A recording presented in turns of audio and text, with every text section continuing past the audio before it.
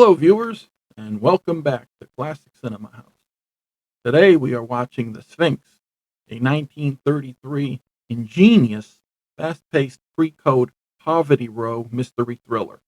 It stars Lionel Atwill as a wealthy deaf-mute tycoon who is seemingly framed for a string of brutal murders. The film's breezy 61-minute runtime and gripping central twist make it an engaging watch for all of you fans of vintage cinema. While it is low budget, from Monogram Pictures, The Sphinx easily outpunches its weight class. It blends clever mystery solving, romantic subplotting, and a touch of the macabre into a single hour of entertainment. If you enjoy pre-code murder mysteries and classic detective stories, this is it, because the twist is quite highly satisfying. Enjoy.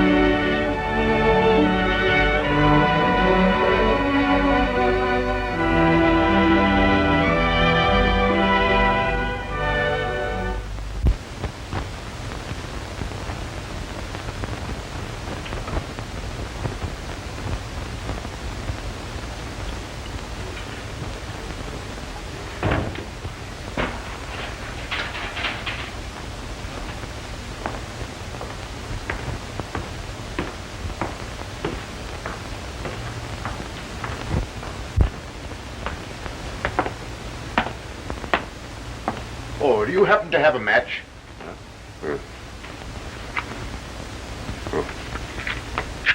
Say, where do you come from? This building is closed. Thank you. We'll have you the correct time. It is just 9 o'clock. Oh, thanks very much. Still, I don't understand.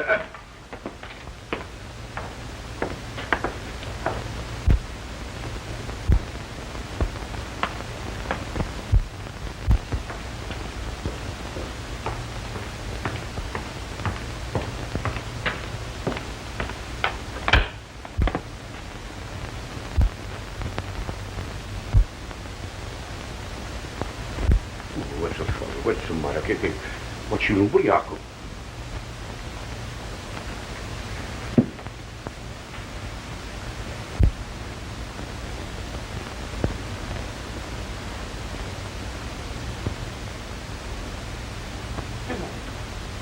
Che Dio è morto?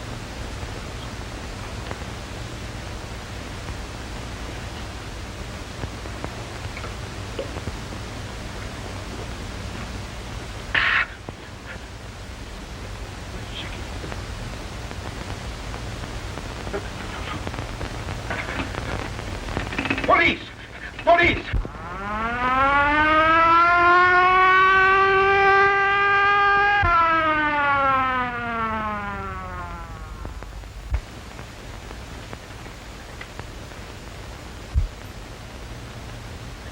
Death was caused by strangulation, Inspector. The murderer had powerful hands, and he knew what he was doing. How long has he been dead? I should say about an hour. What's your name? Luigi Bacigalup. All right, Louis. What do you know about this? Me? I don't know nothing. I only know what I say over the phone. Well, let's have your story. Well, I knew something terrible was going to happen tonight. So you knew something, huh? Oh, Mike, what's excitement? Why, there's been a... Oh, yeah. I see.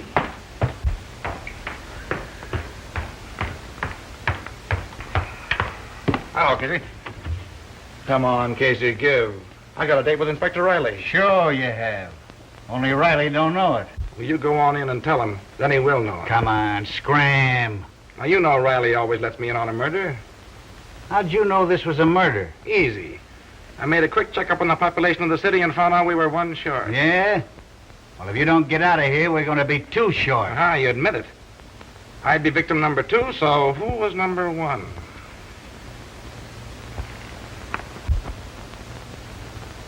Garfield. Garfield. Where did I read something about him today? Now listen here. I remember. The Garfield Investment Company was petitioned into bankruptcy this morning. Another stockbroker got in the way of all flesh. Another stockbroker? Say, Casey, run in and tell Riley I gotta see him. I got a clue. But Come on now, Casey, come on. Right. I'm sorry, sir, but that Burton guy from the Chronicle is outside. You mean inside? Now listen. All right, Casey. All right, boy. What are you doing here, Burton?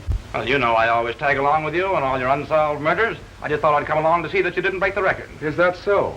Well, don't break anything on this story till I tell you to, or there'll be trouble. Ah, you know me. All right, Casey.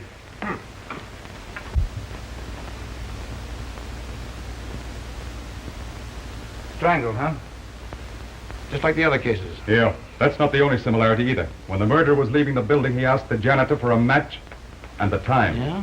The fourth case we've had just like this in a month. Clues are all the same and they lead no place. I think we've got a clue. What do you mean? Has the fact taken residence in your cranium that Garfield is a stockbroker and that the other 3 victims of the recent murder cases were also stockbrokers? Where does that get us? Why, gives a tip on the kind of man to look for. Instead of wasting your time on thugs, you can concentrate on the clients of Garfield and the other stockbrokers. Say, if we're going to suspect everybody in this country that's sore on stockbrokers, we're going to be getting out indictments for half the population of the United States. Hogan's right, as usual. Your theorizing's okay, kid, but I'm with the inspector. We got to start with Bucci Galacci or Louis. He got a swell peek at this guy as he left the building. I'm going to take him down to headquarters and let him drag an eye through the rogues gallery. The rest of the men from the homicide squad are here, sir. Send him in. All right, boys. Hi, gang. Doc, let me have a record of the autopsy as soon as you can. All right. Get me a complete photographic record of everything. Footprints, fingerprints, the whole works. Yes, sir. If we fall down on this case, we're through, the bunch of us. And as for you, Mug, when you write this up, use only the barest details. I don't want them to know anything we found out. Say, Sherlock, I can write all you found out on a postage stamp and still have room on it to do a jigsaw puzzle. Is that so? Be seeing you.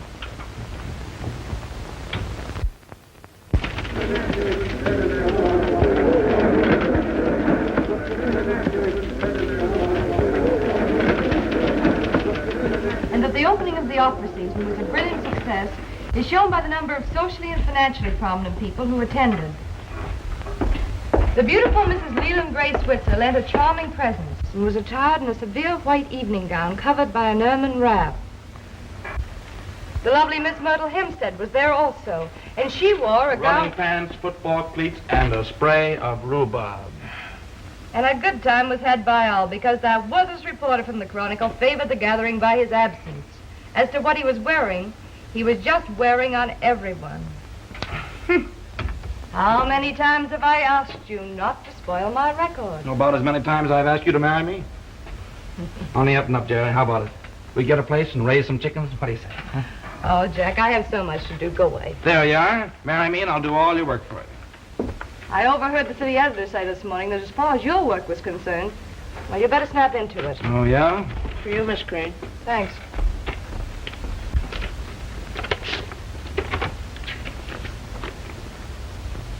Love letter, huh? No, it's from Mother. Same old thing. Doctors, bills. I just can't seem to get anywhere. You're carrying too much of a load, kid. Why don't you let me help you? No, Jack. I couldn't do that. But if we got married, I'd have the right The right to let me saddle you with all my burdens. Is that it? Say, nothing connected with you could be a burden. You know I'm crazy about you. You've got enough on your shoulders looking after yourself, Jack. What's the matter? Don't you think I'm going to get any place? Not unless you settle down to some sort of serious work. You know, you can write a story with more punch and drama than anybody else in the game. Yet all you do is waste your time in sensationalism. Murders, kidnappers, frame-up, scandal. Well, these guys like Winchell don't do so bad. You're no Winchell, yet. Say, the only difference between me and Winchell is that he's been around more places than I have. But I'm catching up on him fast. Mm-hmm. Yeah. What do you think of the swell little murder we had last night, huh? Now there you are. You would think that a murder was a show or something. Well, this one's gonna be a show. It'll rock the town before it's through.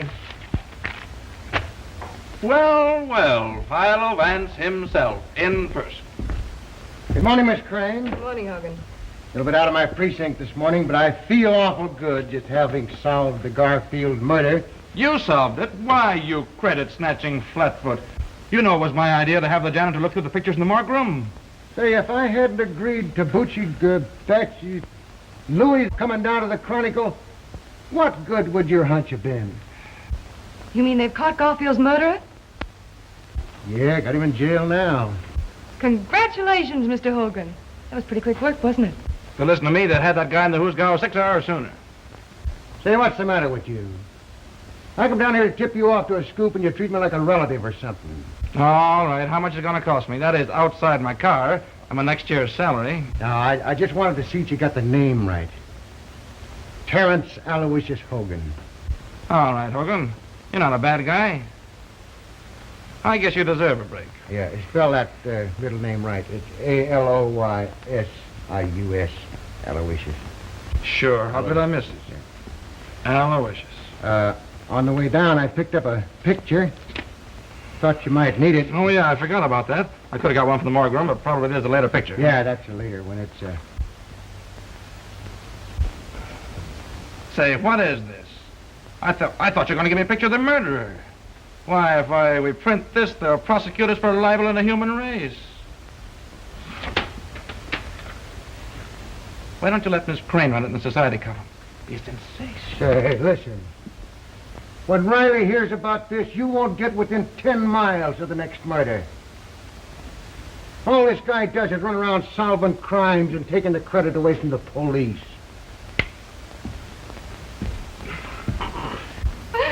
Poor Hogan. He means well, but he just ain't bright.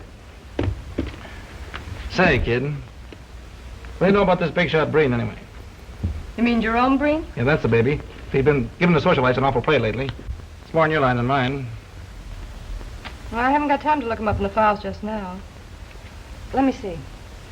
He came to town about 2 years ago. Mm-hmm. Bought the Tucker estate. Yeah. Everybody likes him. He's given thousands of dollars to charity and all that sort of thing. Boy, what a yarn for the front page this'll make.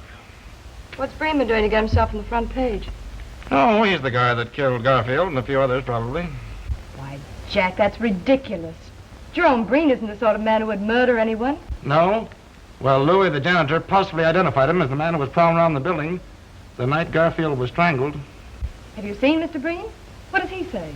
Sure, I was with the squad when they picked him up. Naturally denies it, they always do. Oh, Jack, I think it's terrible to arrest a prominent man like Mr. Breen on so little evidence. Yeah? Well, we're going to have a whole lot more evidence before we get through. Now I see it. Just because you and the police department have a lot of unsolved murders on your hands, you're going to pin it on a man who's done more for this city than all the police and the newspapers put together. Say, why are you so hot for this fellow Breen, anyway? Because I know all the good he's done. His donation to charity, orphanages, hospitals. Yeah, that's a new gag nowadays. Charity covers a multitude of murders. It says here that the man the janitor identified spoke to him, right? Right. Well, perhaps you're forgetting the fact that Jerome Breen is both deaf and dumb. No, I know all about that. I interviewed him once. I had a hunch that he could do something with those hands besides talk with them. Jack, can't you see how your work is warping your mind? Why, all you're becoming is a trafficker in ruined reputations. Yep, me and Simon McGree. You see? It all comes back to what I said in the first place. We're always arguing. We can never agree on anything. The only thing for us to do is to get married. With your cruel attitude towards people, I wouldn't marry you if you were the last man in the world. Baby, if I were the last man in the world, I'll say you wouldn't marry me. You'd be run over in the stampede. Why, you...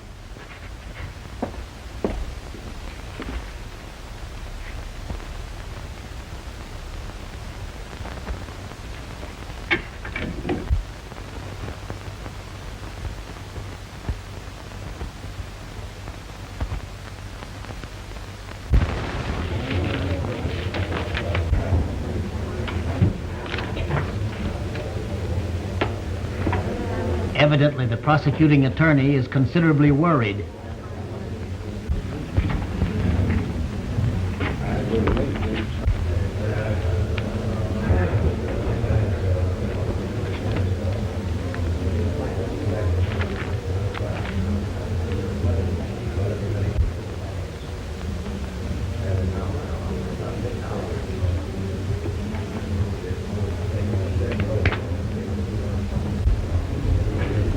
Mr. Breen says that if the prosecuting attorney has any hopes of winning the case, he should be worried.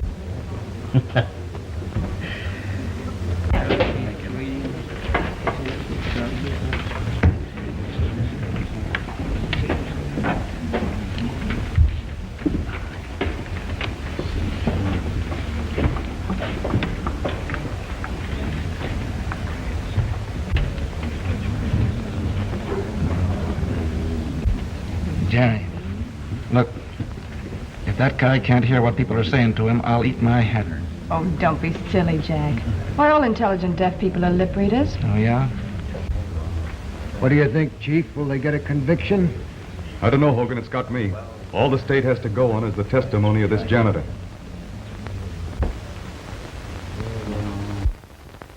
And every woman in town believes he's innocent.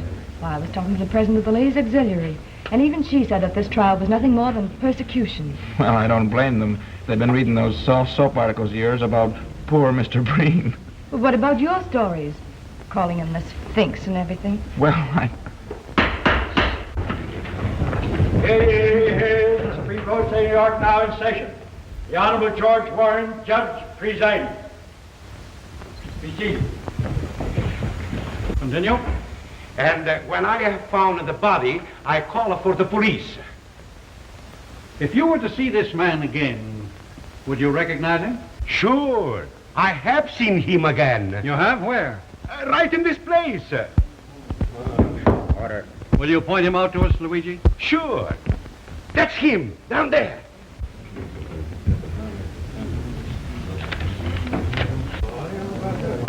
Order. You're quite sure that you couldn't be mistaken? Sure. I saw him with my own eyes, and I heard him with my own ears. That's all. Your witness.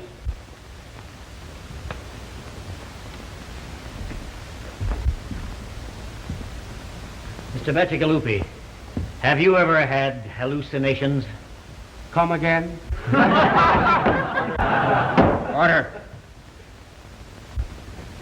I mean, do you ever imagine that you hear things or see things? Your Honor, I object. Objection sustained.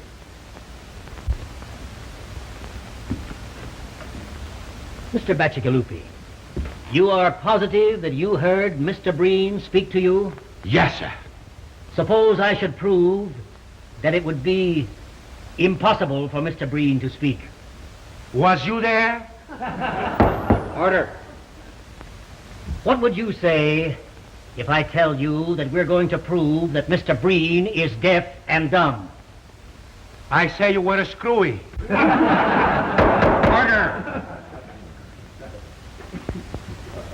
You take a drink now and then, don't you? Sure. I have the cold almost all of the time. It was cold the night of the murder, as I recall.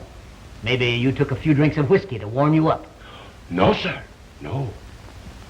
Think now, that was 6 weeks ago. How can you be so sure? You mean I am sure that it wasn't a whiskey? Yes. I never took a drink of whiskey in all my life. What? It was a gin. Order. That'll be all. Yeah. Your witness, Mr. Prosecutor. Is that all with this witness? No more questions. You are excused. Huh? Thank you very much. Mr. Breen, can you tell us where you were on the night of the murder?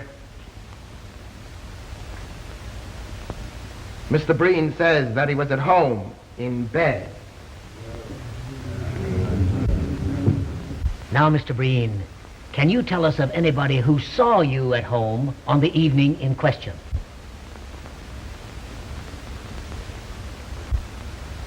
Mr. Breen says that I was at his house at the time.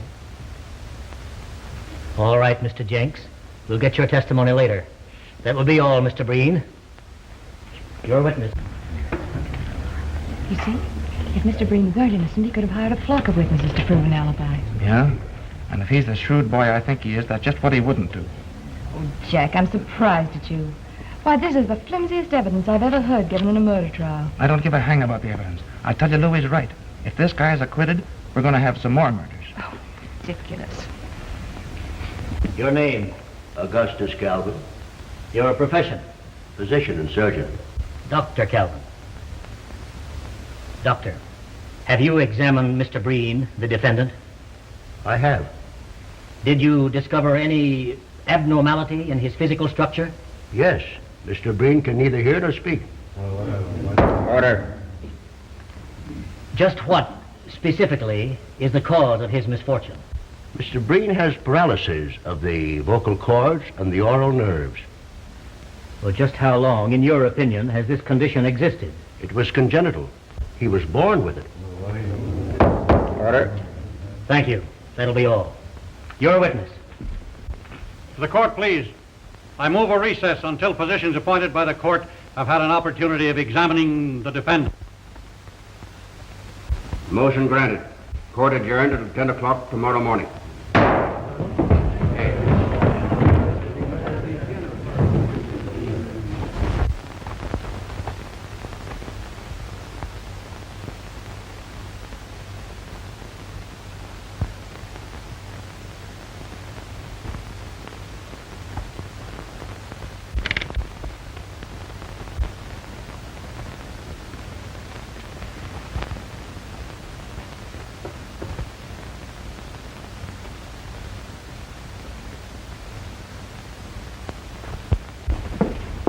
Hello, Jack. Hello. I'll bet you're enjoying that more than any story you ever wrote. Please, Jerry, go away and let me enjoy my piece, will you? Oh, forget it, Jack. Why, you just had a wrong slant in the thing from the beginning. Wrong slant, huh? Say, it would take more than the decision of 12 dumb clucks to make me change my opinion. I suppose all we gotta do now is to sit back, wait for some new murders, and cheer. Oh, don't be silly. Hey, I'll be through this in a minute. How about tying on the old feed bag? I'm sorry, I have an engagement. Yeah? Well, who's the lucky guy?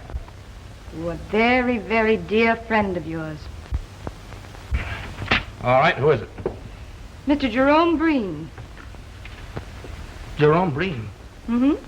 Mr. Breen dropped me a note thanking me for my kindness in the articles I wrote about him during the trial. Invited me to his home. Jerry, you're not really going up that fellow's house. Why, of course I am. I talked to the boss about it, and he's going to pay me extra money for a series of articles on Breen. Listen, baby, honey, listen. I know there's something screwy about that guy. Why, the idea of you being alone with him would drive me crazy. Oh, Jack, pull yourself together. Why, everyone you see lately is a boogeyman. This criminal court assignment of yours must be getting on your nerves. Jerry, if you go up to that man's house, I'll... Oh, that'll be swell. Only don't make it a habit.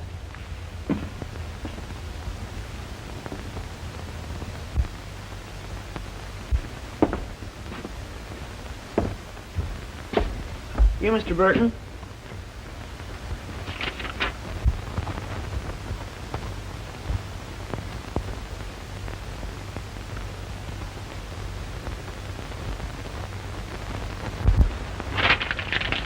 All right, son. Say, Mr. Burton, there's a question I've been wanting to ask you for a long time. Go ahead, shoot. I know all the answers except the right ones. Well, you see, I sort of been wanting to become a great reporter, and I'd like to know how to begin. Well, son, when you find out how to begin to be a great reporter, let me know. And I'll start with you. Oh, boy.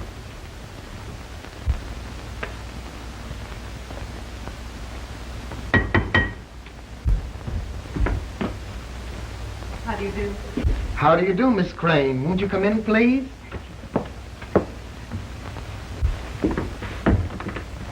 If you please.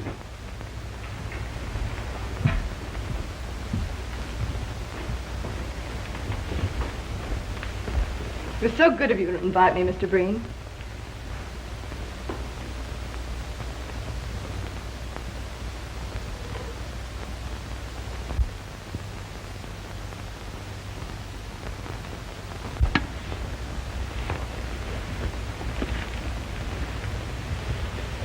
It's a lovely house you have here.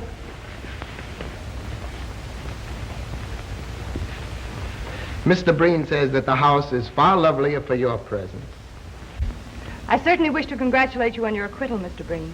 The whole thing was preposterous.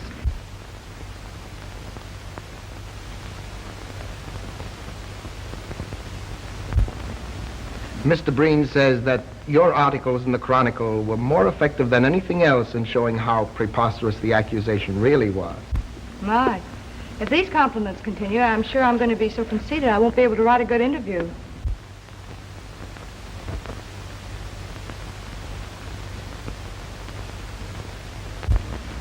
Well, why write one then? And Mr. Breen is afraid that an interview with him will have one boring necessity. I don't understand.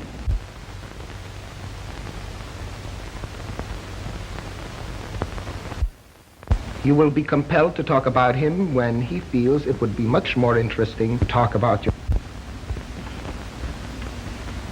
You know, Mr. Breen, an interview always begins in the same way. Where were you born? Mr. Breen has jotted down some of the facts of his life that might be of interest to your public.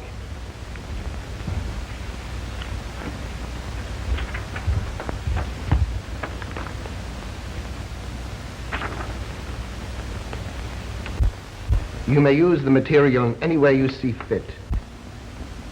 Why, this is splendid. It'll be a very good beginning for the series of articles I have in mind. Mr. Breen says, and now you have no alternative except to talk about yourself. And now, Miss Crane, if you will pardon me, I shall make the tea. I do hope Mr. Breen isn't bored.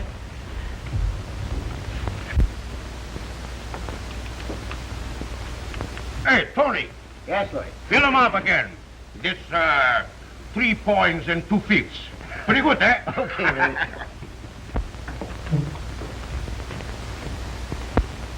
There you are, Lloyd. Ah, thank you. Hello, Louis. Hello, Mr. Burton. Well, when'd you give up drinking gin?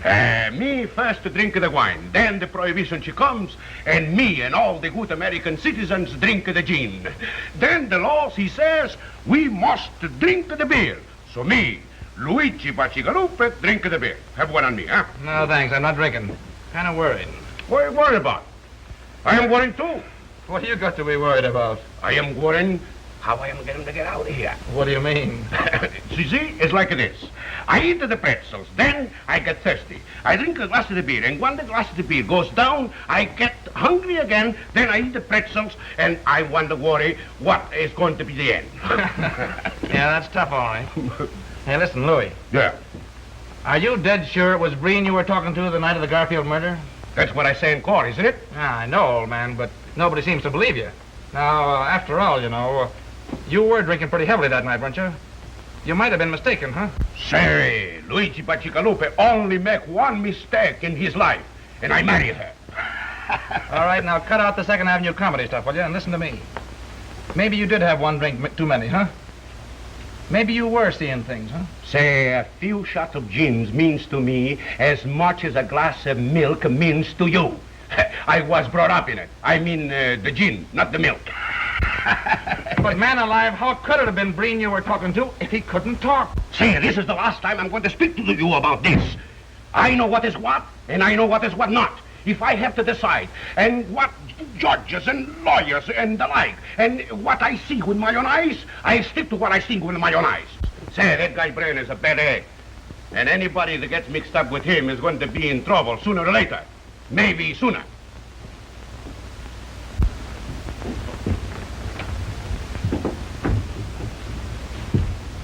I don't believe Mr. Breen was expecting you, Mr. Werner. Well, I've got to see him. I'll wait. All right. But you must meet Mother sometime, Mr. Breen. I know you'd like her.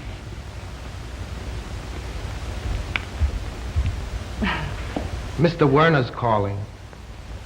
Oh, I had no idea it was so late. I simply must be going.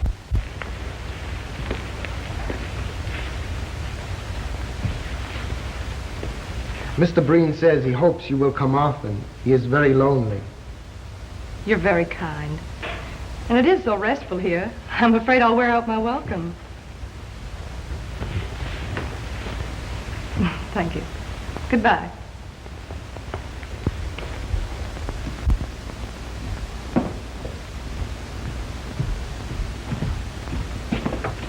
Good afternoon, Miss Crane. Goodbye. I think Mr. Breen will see you now. You bet he'll see me. If he knows what's good for him.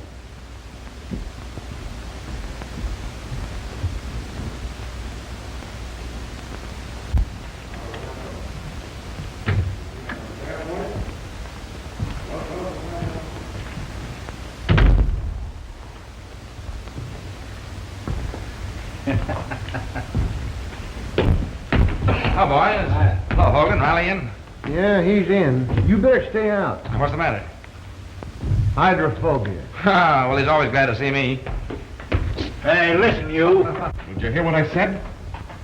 I said no. Well, go ahead. Make it snappy. What do you want? Me? Oh, I just dropped in for a drink. You know better than to drop into a police station for a drink? I don't know what this country's coming to when a guy can't get a drink in a police station. Come on, Scram, I'm busy. That's all right. You're not bothering me. See, your girlfriend Jerry's playing around with your old pal Breen. Yeah, that's what's got me worried. Why don't you do something about it? I can't, Jim. I've talked to her till I'm blue in the face, but you know how a dame is. The more you knock a guy, the more she's for him. I'm sorry for you, kid, but I got grief of my own. I'm not in so strong with the police commission. Hey, Chief. There's a Mr. Warner here to see Burton. Werner? To see you? Oh, yeah, I forgot to mention it. I told him to meet me here. Say, what do you think this place is, a reception room? Listen, Jim, this guy may have a clue on the Breen case. He called me at my office, but I couldn't see him there on account of Jerry. Well, It's about the reward that my boss offered on the Garfield case, see? I want you to hear him in case he has anything important to say. And what am I supposed to do? Play stenographer and take down a report of the conversation? No, you go in the other room and listen. I don't think a full view of that mug of yours will make anybody inclined to talk. Oh, is that so? Show him in, Casey. Huh?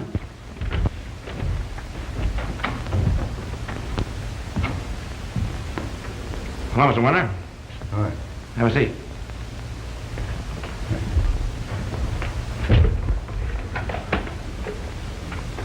I hope you don't mind my asking you to come here, but you see, there are reasons why I couldn't have you at the Chronicle. No privacy. It's all right with me.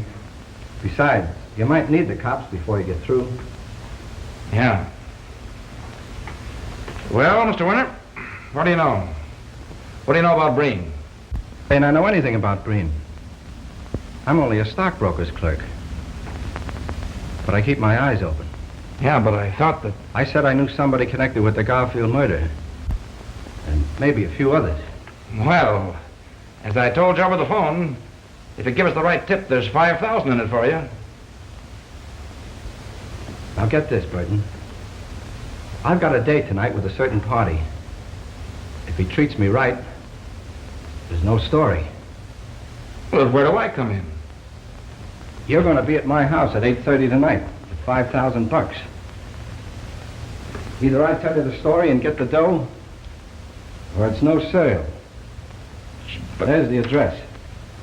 Remember, 8:30. Oh, and another thing. If you should get there before me, don't say anything to my mother. She thinks the party I'm dealing with is on the up and up.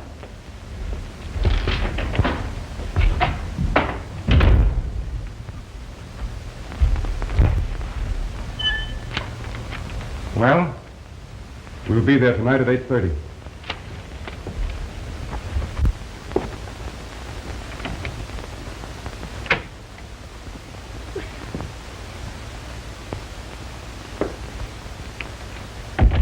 Well, Mr. Breen, I didn't know Dave was expecting you. I think he's taking a nap. I'll go call him.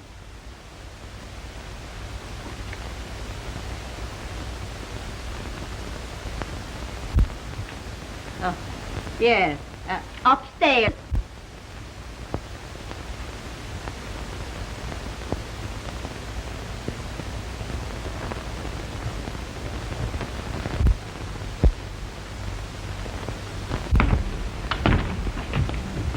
Well, I hope this isn't another wild goose chase. Well, anyway, it won't be a total loss. A good speakeasy in the same block. Find the wisecracks. Better get going. It's 8:10 now.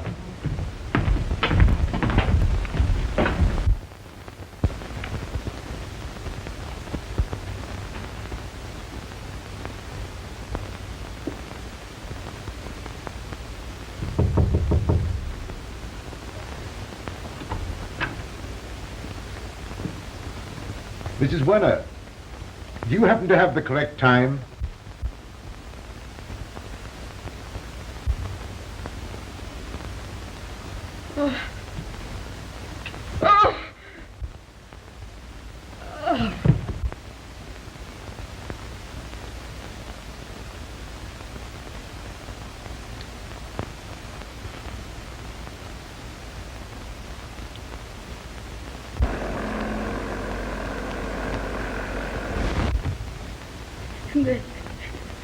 Then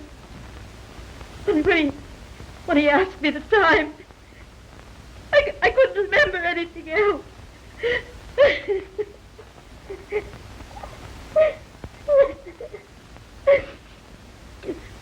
Oh, let me go up to him. Oh, you mustn't do that, Miss Werner, please.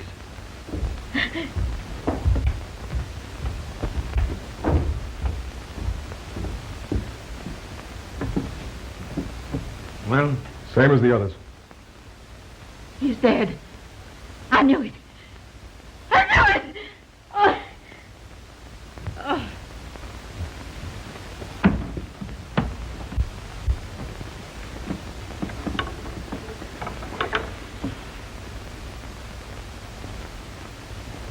What are we going to do? Undoubtedly Werner knew Breen's secret. That's why Breen did away with him. Yeah, that's right. We're going to that skunk's house. Hey, what about her? We'll take her to the neighbors. Come on.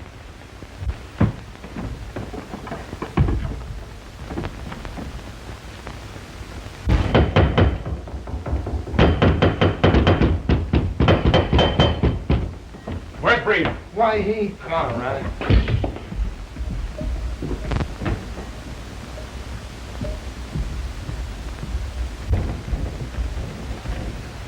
Get up, Breen. I want to talk to you. I say, sir, you've no right. Shut up, you. I'll make my own right. Breen, you murdered Werner. We've got the goods on you. Mr. Breen says you'll talk to him civilly or you'll leave his house. I'll talk to him civilly with a poke in the snoot.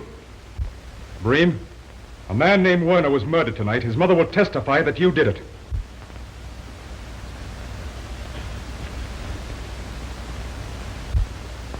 Mr. Breen says, why don't you arrest them again and make yourselves the laughing stocks you were in the Garfield case? Why, you...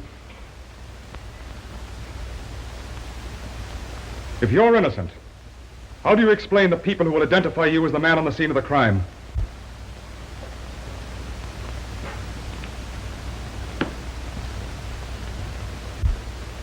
Mr. Breen says, if you look at the matter calmly, it is easily explained. The watchman on the Garfield case was obviously drunk and might have identified anyone.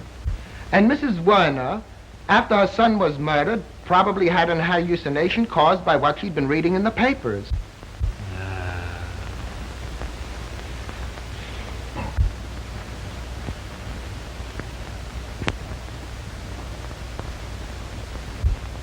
Mr. Breen is very sorry to hear of young Werner's death. He liked the boy immensely, and he will do all he can in order to help to bring the murderer to justice. Thanks. Breen, where were you tonight at 8:30? Mr. Breen has had a very bad cold. He lay down at 6 o'clock and slept until you gentlemen wakened him. Uh-huh.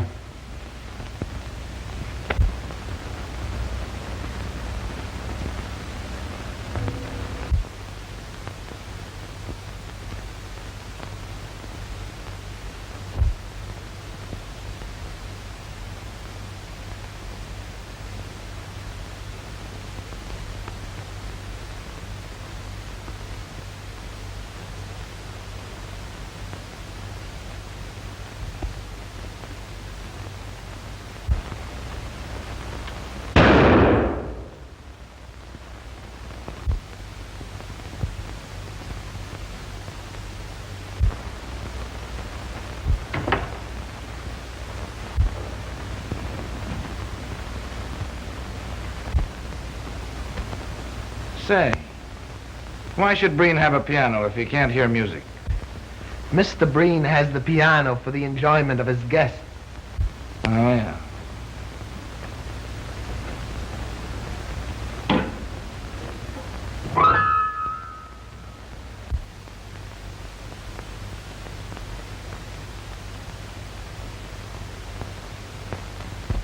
Come on, Jack. There's nothing else for us to do here. Good night, Mr. Breen. I'm sorry we disturbed you.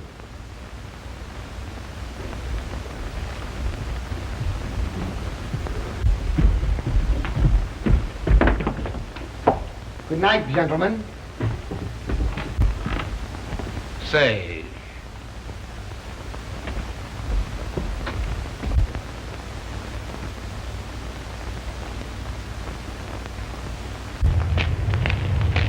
what do you make of it, Jim? I'd like to know how he could hear that piano when I couldn't get a tumble out of him firing off a gun. What makes you think he could hear me at the piano? I was watching him. He heard you all right.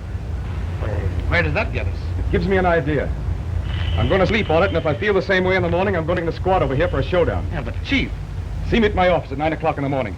Well, listen, can't you give me a tip of some kind? Go on to discuss it. That's all I've got to say. Well, now, listen, you know, I've been...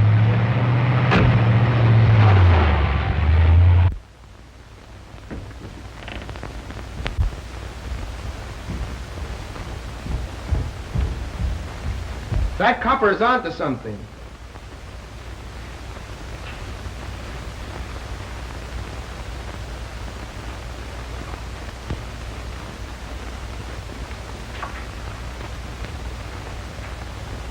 I also found out that reporter guy is sweet on the crane dame. If you don't look out, you're going to spoil a swell racket just on account of a skirt.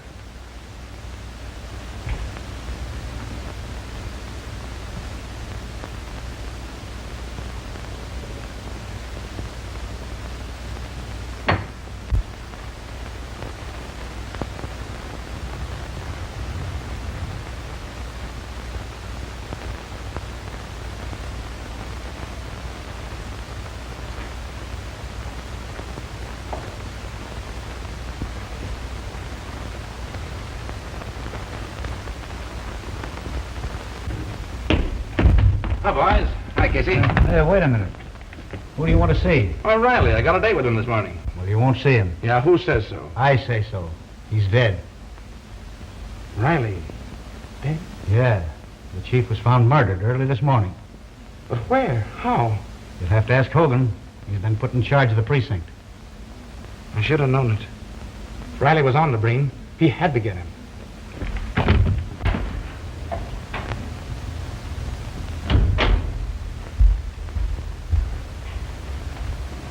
Hogan, how did it happen?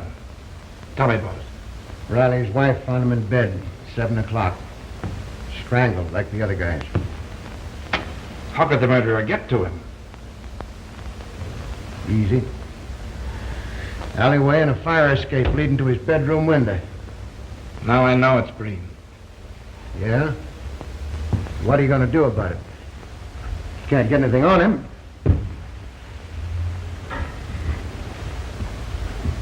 What a swell break I get.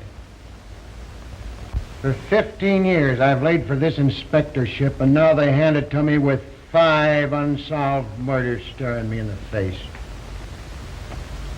What's the police commission got to say?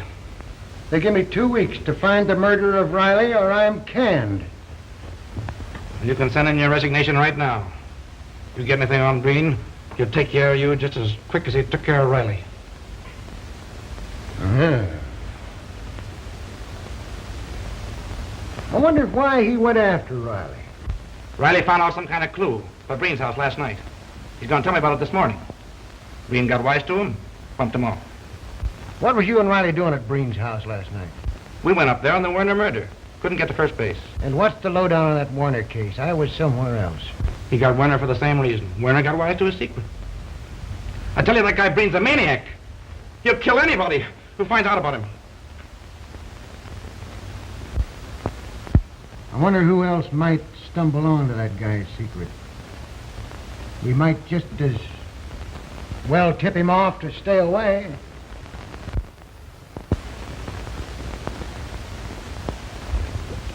Jerry Crane. What about her? I mean, she's been seeing Breen all the time. She might stumble onto his secret. I thought she was your girl. She used to be until this guy started working on her. Hypnotizing her. I gotta do something. Say, wait a minute. Let me talk to her. I got away with these dames. Yeah, all right. Say, give me the Chronicle right quick. Yes, we know, but Don't you realize the danger you're in? I'm sorry, Mr. Hogan, but I can't see it that way. Why, I know Mr. Breen better than any of you. And he couldn't possibly be guilty of the things you're talking about. But Jerry, dear, don't you understand? We've been working on this thing. We can see things you can't. Jack, you should know better. When people go snooping around with wild ideas in their mind, the first thing you know, they begin to believe them. As a matter of fact, you're asking me to believe the rottenest things about one of the finest men I've ever met. We're not asking you to believe a thing. All we want you to do is to stop associating with Breen. What do you mean, associating with Breen? Well, everybody's been talking about it. It's even been in the newspapers. All these visits you've been making to his house. Which only means that the gossipers and columnists in the other papers are following in the footsteps of Mr. Burton of the Chronicle. You're very foolish. Risking your life for a woman's whim. Why, this is no whim, and Jack knows it very well. I'm writing a series of articles on Mr. Breen. I'm being well paid, and I need the money badly. All right, then, chuck your articles. I'll give you what you need. We've been through all that, Jack. How many more articles have you got to write? You've written a dozen now for a guy who doesn't even write a short obituary. Well, that's really my business. Supposing I make it my business. Now, see here, Mr. Burton. I like Mr. Breen, and I'm going to see him whenever I want to. But, Jerry, listen, honey, don't go now. Have dinner with me and talk it over. As a matter of fact, I'm having dinner with Mr. Breen. What? Don't you realize that bird has bumped off 2 men in the last 24 hours? Don't that mean anything to you? What? Yes.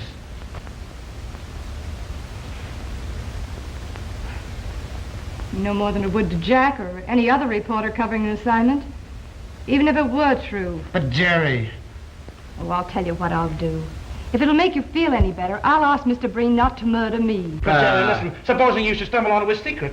I won't, my dear. I'll pick my steps.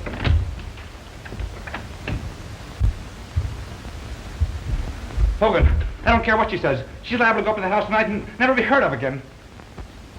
Send Casey in here. We've got to do something. Calm down now and let me handle this, will you? You want me, Chief? Yeah, I want you and Sullivan to watch that Breen house.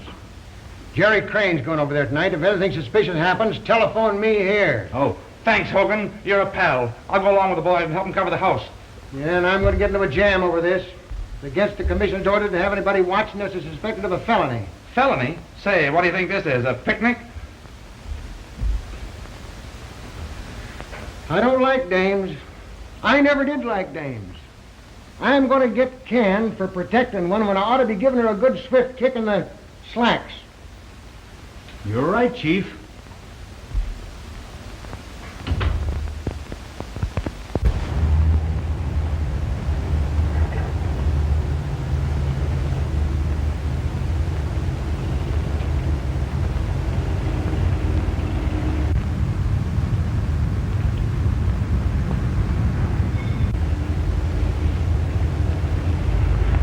Is that the Crane dame just went in the house? Yeah, I was talking to Burton when she went by. Just our luck. She's a good-looking dame. We're liable to have to wait here for hours. Well, it's Hogan's orders. We better keep circling the block.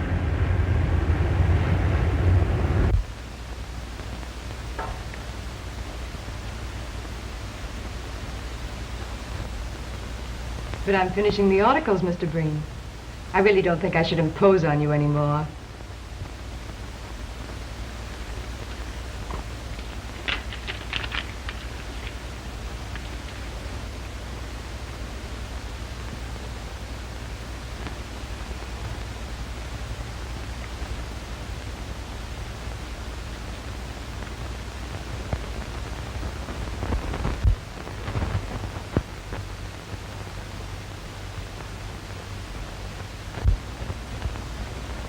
I can't see any reason why I should stop coming up here. You seem like an old friend whom I've known for years.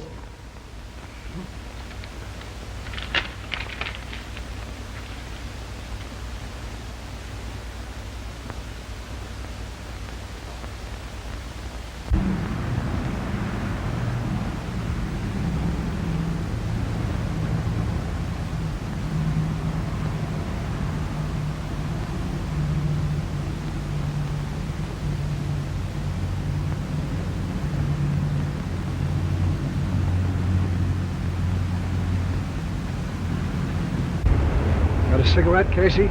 Sure.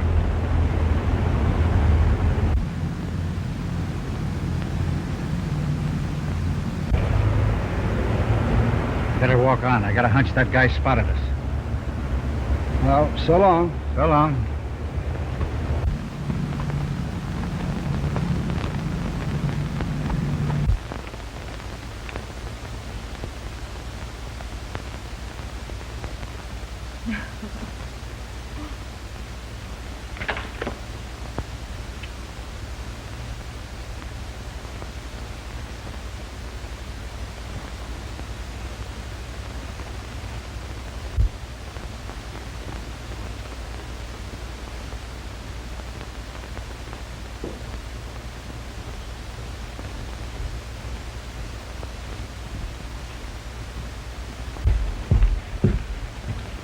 I told you about that dame.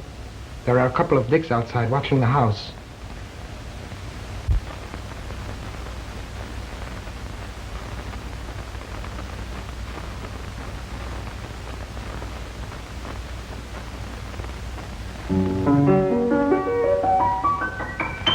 I told you.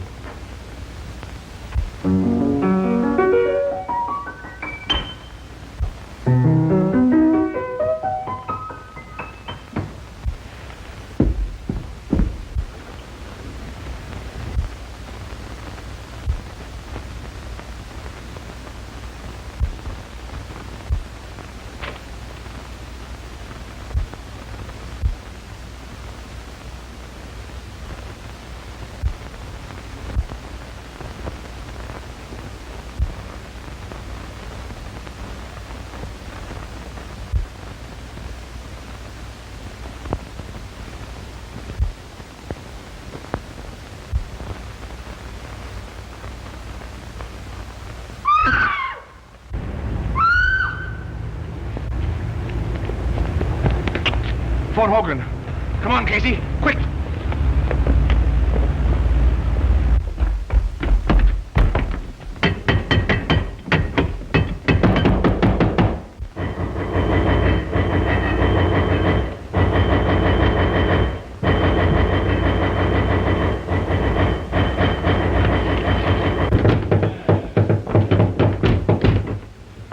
A gentleman. Get in there.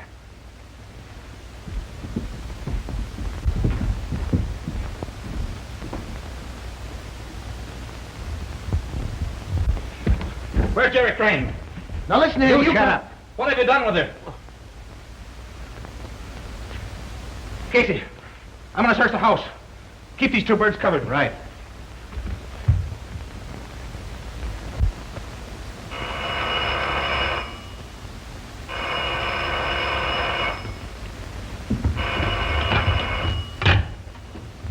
Hello? Hello? Yeah, Hogan? I'll have the squad right there. Get on the way, boys. Get on your toes. We're leaving. We're on our way.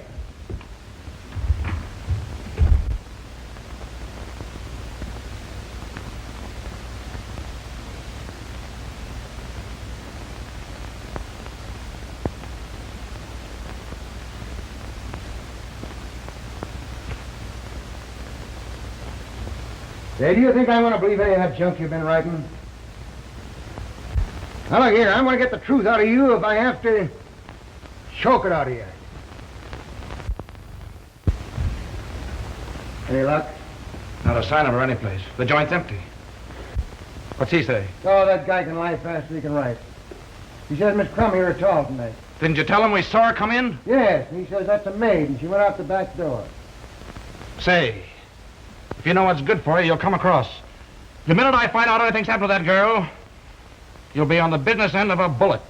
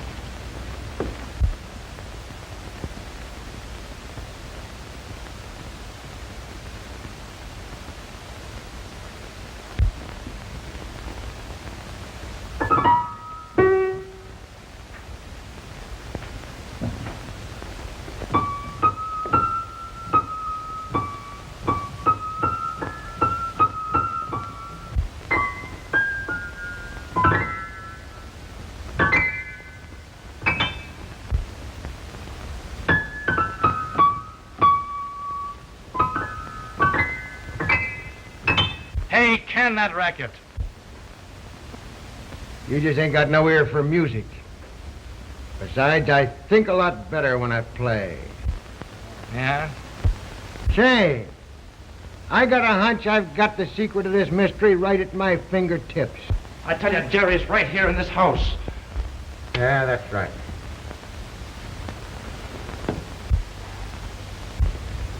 Say, didn't Riley say something about getting a clue around here? Yeah, he said something about Breen being able to hear the piano. Yeah.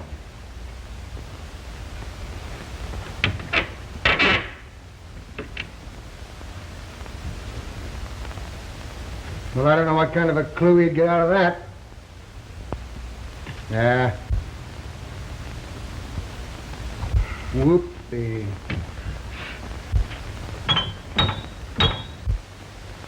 Look!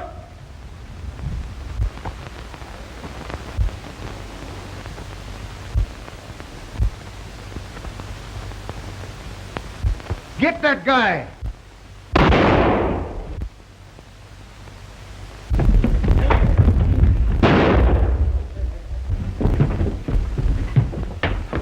Jerry. Take it easy. You all right? I'm just a bit shaky.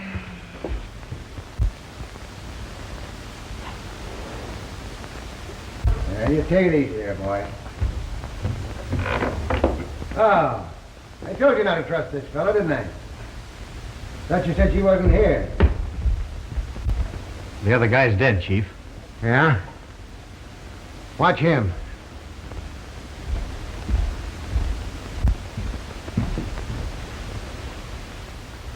Well.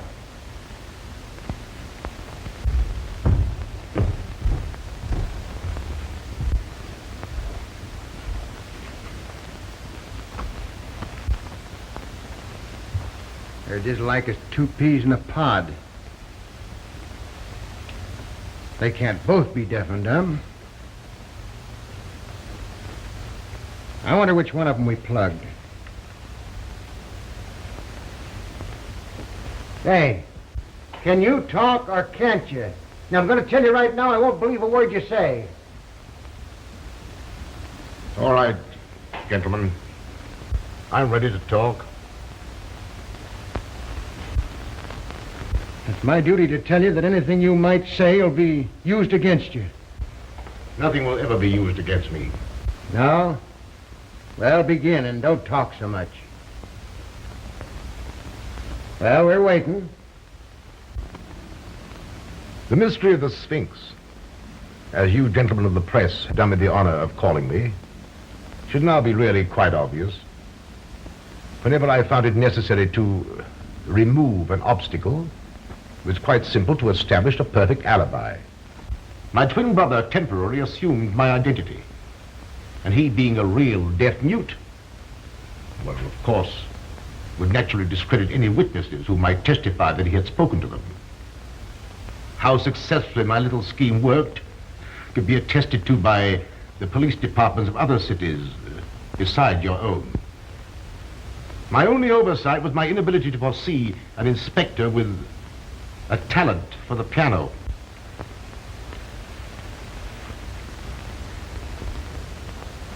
So you admit that you got Garfield, eh? Unfortunately, I did. I formed a stock pool with 4 other brokers with Garfield. They didn't like the way I did business and threatened to go to the district attorney. Well, I had to protect myself. Why, of course. And, Werner and Riley, what about them? One was a skunk who tried to double-cross me. Riley got suspicious about the piano. And, Jenks, was he in on this? Where is that guy? Jenks is miles away by now. Suppose you ask him. You won't talk, eh? Well, suppose we get going before you get a chance to get miles away. Snap 'em on him.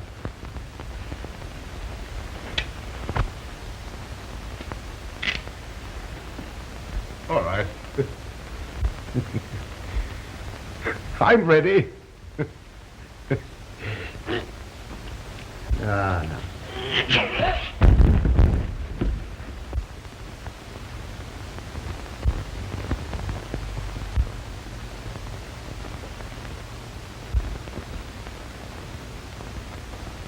She's dead. Must have been heart failure.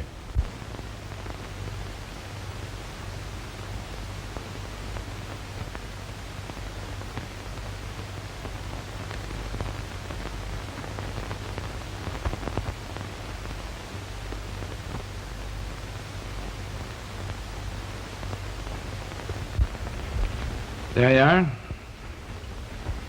Careful. What's that, a souvenir? That's how he died.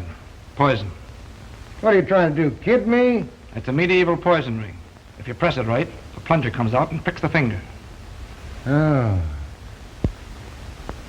You know, I suspected something like that all the time. Yeah. Sullivan, take care of that, will you? And Jack, I guess I've been pretty stupid. Well, I'll let it go this time, but from now on, I'm wearing the brains in this family. This family? Aren't you working a little fast? You bet I am. We're getting married. I'm gonna raise chickens. You're gonna raise... How about it, Mama? All right, boys, I'll see you pretty quick. You take care of it. Oh, excuse me. All right, I'll go on. Huh? Well, Inspector, I guess you keep your job after all, huh?